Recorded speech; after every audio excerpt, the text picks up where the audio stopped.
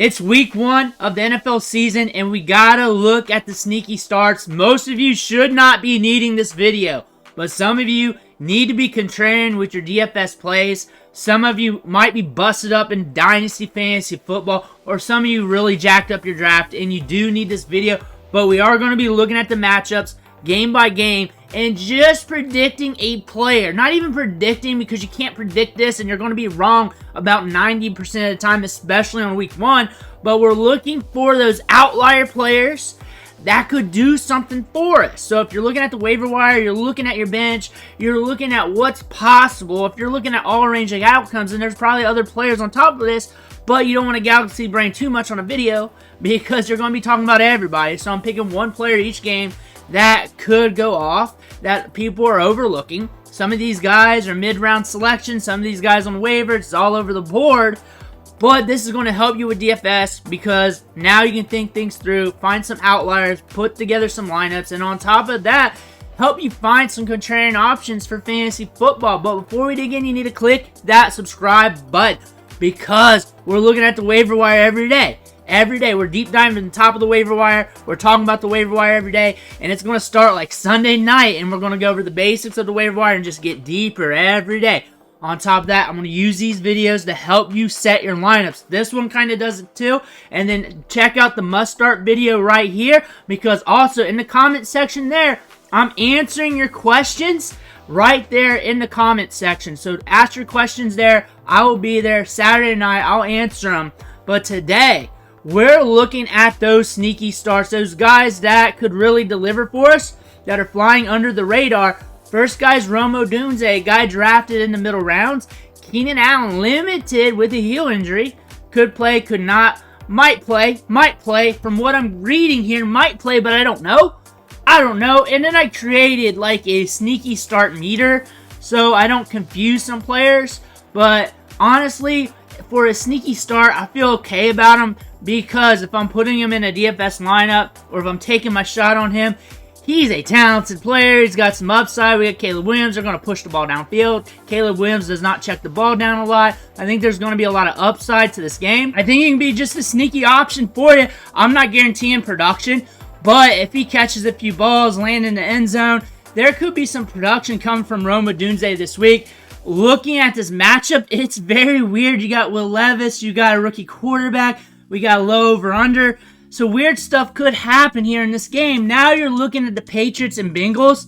And honestly, T. Higgins saga is getting worse by the day. It looks like he could be out. He could be in. More than likely. And then Andre Yoshua is a player that you probably should not be starting in traditional redraft leagues, but a guy that you're looking at a discount maybe in daily fantasy football, but a guy that's going to be on the field, might be getting some opportunities, but the offense could also run a little bit slower. They could rely more on the run game. They could dink and dunk it a little bit more. This may not be what you think is advertised to be.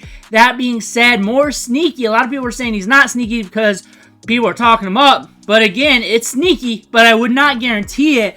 But looking at the Cardinals-Bills as a good run back option for the Cardinals, looking outside Marvin Harrison Jr., Michael Wilson, because he's been looking good in training camp. And on top of that, last year, 84.7% route participation rate. He's going to be on the field. Had a good ADOT last year at 12.5 yards per pass attempt going his way. So he gets downfield and he gets those targets. All he has to do is bring in a couple. He's going to see softer coverage. He's in year 2. Everything's looking good. He's a crispy route runner. We got a matchup here. 47 over-under that can push the game script for Kyler Murray to push the ball downfield.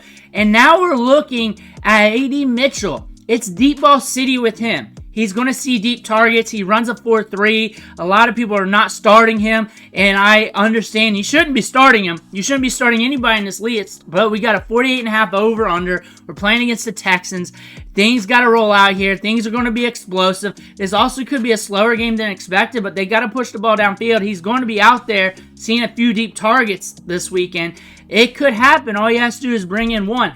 Now we're looking at the Jacksonville Jaguars and the Miami Dolphins, and this one's going to be a hot game to watch. A lot of people are going to be making stacks. A lot of people are going to be making moves with this game. DFS, regular fantasy, dynasty. But Jonnu Smith is a player to watch here. Could be getting some targets underneath. Could be getting those short distance targets, should be getting some volume here, and this could be a game that just blows the scoring out of the water, and it could be a game that's just running really fast, and Jonnu Smith might be getting some opportunity here. Arthur Smith is here with the Steelers. We got some weirdness already with Justin Fields and Russell Wilson, so why not more weirdness? Because Cordell Patterson could take a few carries, could get some goal line looks, could get some touches over the middle. They're going to run the ball. They're going to mix up these running backs, and he's a guy nobody's talking about. He's free in DFS, and this is going to be an ugly, slow game. And I'm not really projecting him out to be a big-time playmaker. It's just there's a lot of places the ball could go to. We know where the ball's going to be concentrated to go to. And Cordell Patterson is an outlier here that could sneak up on us. We're looking at the Saints and the Panthers here. And JT Sanders is getting his opportunity. He's a rookie. He's a tight end. It takes time for tight ends to develop, but he will be on the field. Might get a target here and there. I'm not counting on it, as you can see by the meter down there. However, if he gets that red zone look, that red zone target, and brings in a touchdown, you catch one touchdown pass as a tight end, you're pushing tight end one status already, and then all you have to do is bring in a couple short catches. That could happen here. This is going to be a weird matchup. This is going to be a weird game. So it could potentially happen. Jalen Hyatt's always going to be deep ball city. He has a deep 8-eye. It was pushing 20 last year. He's going to get more targets this year. He's going to get more opportunities. Things are looking good in training camp. Vikings were a pass funnel defense last year. Overall, he's an okay lottery ticket for your lineups this week, especially DFS, not traditional redraft as always.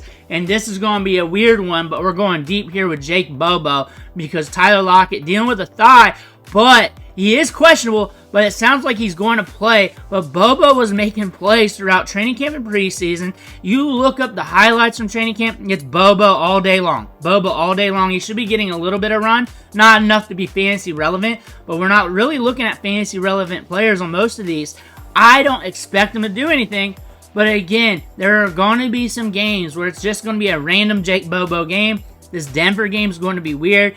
Seattle might be up a little bit if Bo Nix has some rookie blues. And if that happens, Bobo might get some run considering Lockett's dealing with a thigh injury. So they may pull him out if they get a lead and let Bobo get some run. If that happens, he might get a target here and there.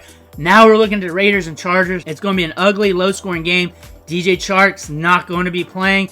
And we're going to see Quentin Johnson out there. And the thing about Quentin Johnson, he's good at getting the deep ball, but he's got to convert. And if he converts on one or two of those, that could be a splash performance. And everybody's going to be wondering like, whoa, Quentin Johnson, we should have paid attention to him. Cowboys, Browns here. So we know where the ball's going with the Cowboys. It's going to go to CeeDee Lamb. The Browns, Jerry Jeudy and Amari Cooper. But an ancillary player here that could get a little run is Elijah Moore. He could be getting those short targets. He could be getting moved around. And on top of that, the Cowboys defense could push for them to get creative on offense, which could allow some targets to go to Elijah Moore. Again, you're not counting this. Again, this is a matchup with a 41 over-under that you're not really happy starting a lot of players from, but there is going to be some opportunity and upside here. The Washington Commanders and Tampa Bay Buccaneers is going to be a fun matchup to watch because you got Jane Daniels there. You want to see what he's going to be doing this weekend. But you're looking at Jalen McMillan, the rookie wide receiver. He is going to be on the field for 3 wide receiver sets. He's going to be running routes. That's going to create some opportunities for him. And if he brings in a couple catches, he could give you some fantasy results. We're looking at the Rams and Detroit Lions. And honestly, you're starting everybody. There's no sneaky starts here. But Jameson Williams for the Detroit Lions will be a sneaky start every week because he's going to be highly volatile. But he's going to get the air yards. He's going to get the deep targets. He's looking a lot better in training camp. He's looking more fluid like what we saw back at Alabama because he's more removed from the injuries and everything else, the suspensions. 52 over under. If you had to make a bet on a volatile player, this would be the game to do so. Jameson Williams is likely to bring something in. It's like a 50-50 chance. Now we're looking at the Jets-Niners. Ugly game. Ugly game. Honestly, you're starting the starters, and then not all of them are going to hit for you. But maybe Braylon Allen gets a goal line look. Maybe that can help you out. Again, we're not betting on it, obviously. But if you're looking for something for DFS, or if you're really in a pitch somehow, some way, there you go. Those are the sneaky starts for this week. Let me know in the comments what you think, and make sure to hit that subscribe button on the way out. I want to thank you for watching. Catch you on the next video.